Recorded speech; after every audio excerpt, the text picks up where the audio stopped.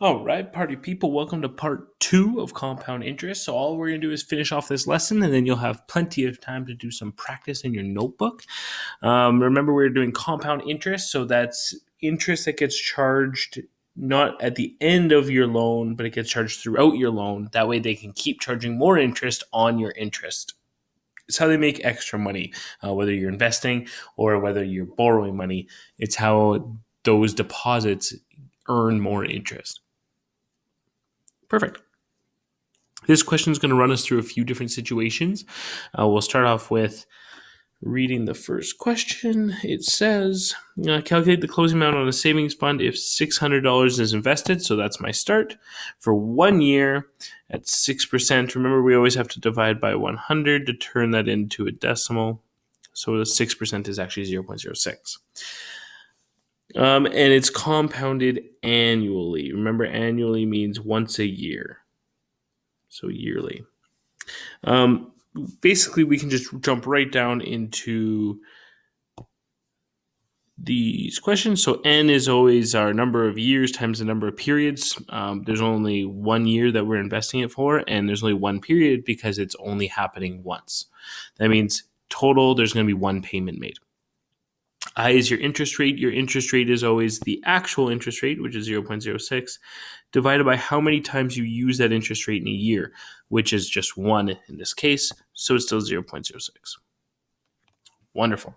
We then filled out charts. The way that these charts worked is you put the time period, so this is when you're getting charged. Your first interest, it would be after the first year. You then put your opening balance. My opening balance was $600. That's what I started with. My interest rate for that pay period would be 0.06. That's what we figured out up here. The interest earned is found by taking your opening balance, which was 600, multiplying it by the rate of 0.06, and then calculating what that equals. So 600 times 0.06 gives me $36.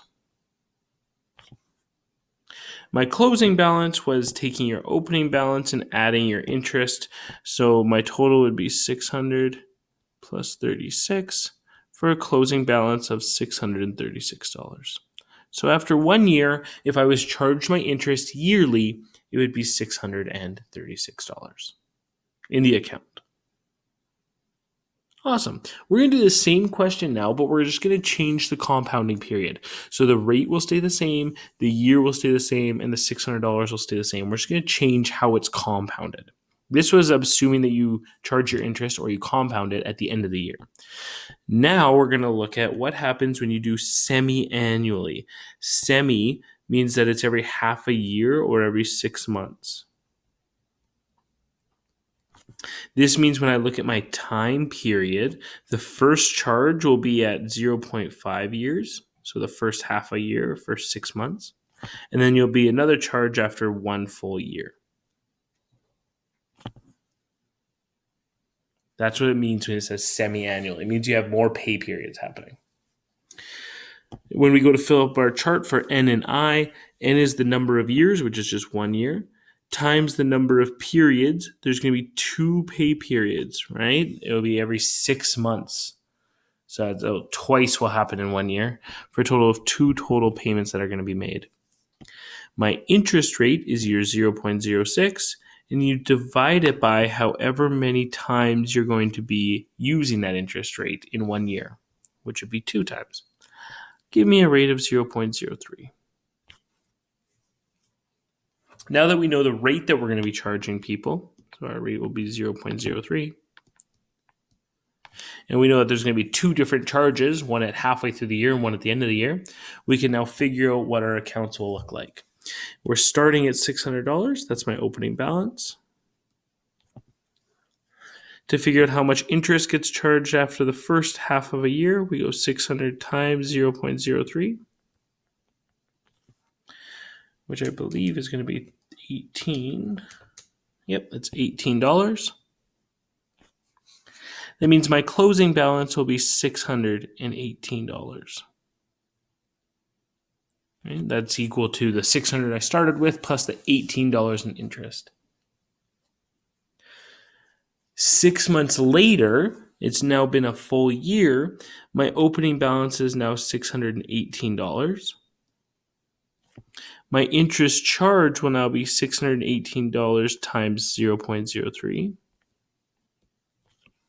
And that will show me my interest charge in the second 6 months, or the second half of the year, is $18.54. If I add that to my opening balance of $618, that means that my account will finish with $636.54.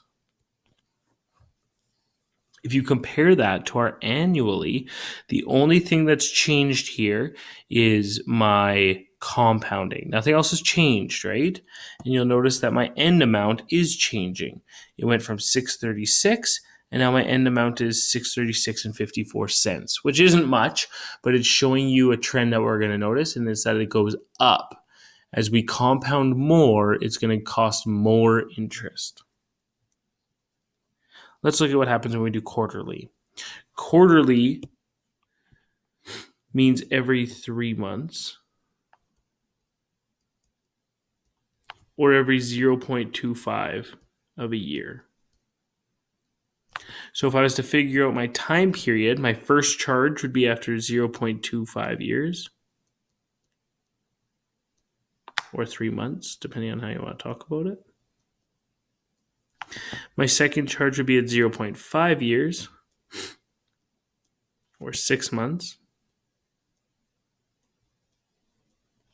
My third charge will be at 0.75 years. You'll notice I'm going up by quarters, right? Or 9 months. And my last charge will be at 1 year, or 12 months.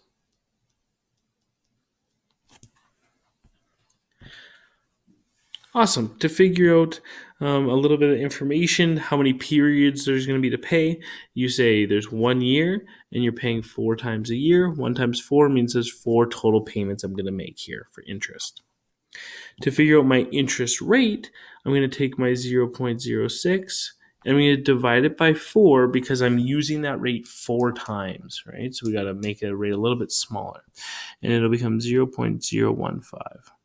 That rate is what I will use for my entire year. So you'll notice my interest rates are getting smaller because I'm compounding more, but it's still costing me more at the end. We can now fill out this chart. The opening balance was $600. My interest earned would be 600 times 0.015, which I believe is going to be $9. Yep, it is. Making my closing balance after the first quarter of a year to be $609. That's the original $600 plus the $9 interest. This makes my new opening balance $609. This makes my next quarter interest 609 times 0.015. So 609 times 0.15 gives you 9.14 charged in interest. If you add that to your opening balance of 609, that means we now have $618.14. Again, this becomes my new opening balance. If I multiply that new opening balance by my rate of 0.15, I will figure out what my interest rate is going to be, or my interest earned. It'll be $9.27, giving me a new opening balance of $627.41. And we can do this one more time. We take that closing balance, we put it over here into our opening balance, 627.41. We multiply that number by our interest rate to figure out how much interest gets earned. If we do that, we get $9.41. We add that $9.41 onto our $627.41, and we get a total of $636.82. And that would be my closing amount after 1 year. And again, you'll notice it's slightly higher than the other compounding questions we've done above. The reason why is because we did more payments, right? There was more interest on interest. And companies do this, right? They charge you interest on interest. And it might not seem like a lot right now, but it will be a lot when it's adding up and you're talking about mortgages or something like that. In fact, my student loans that I have right now, they compound daily. So every single day I'm getting charged interest, and every single day they get to charge interest on my interest, which is kind of wild, isn't it? So you always got to be aware of compounding periods when you take out loans. All right. The last one is going to be monthly. Monthly means 12 times a year. If you were to write that out as a decimal of a year, it's kind of crazy. So for our time period, we're just going to go by months.